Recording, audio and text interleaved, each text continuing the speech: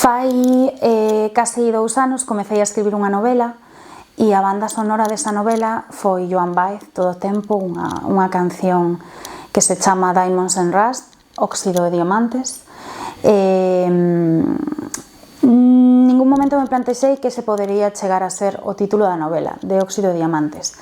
Tiña títulos moi rocambolescos, ningún nos acababa de convencer. O contrato editorial, de feito, está firmado con Editorial Galaxia, firmámoslo no primeiro momento con outro título diferente, e ese proceso creativo foi moi bonito, porque foise sucedendo ao longo dos meses, ata rematar, con varios finales diferentes, e foi un proceso salpicado en todo o tempo pola música de Joan Baez.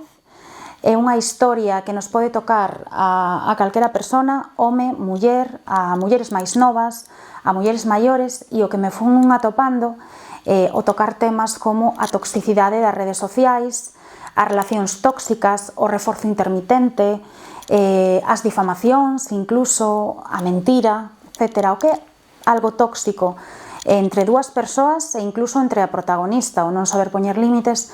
Sorprendeume moito en cada presentación atoparme persoas, homes e mulleres, que me contaban: pasoume algo moi similar, e que me escribían por redes para contarme pois as súas historias, e se poderían facer pois moitas máis novelas, relatos, e dá moita pena ver que pasan estas cousas. Pero no fondo, o que pode parecer unha novela triste, eu considero que é unha novela con un final que non podo revelar, pero que tamén trae o empoderamento, un despertar moi bonito, unha perda de ingenuidade que a veces é triste, pero que é necesaria para seguir vivindo, e sobre todo unha mensaxe moi clara, que para que nos acepten, nos amen, nos cuiden, nos queiran,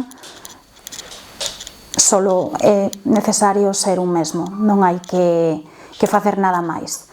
E o que eu quería con esta novela é facerlle entender a xente que non hai que preguntarse nunca por que non son suficiente.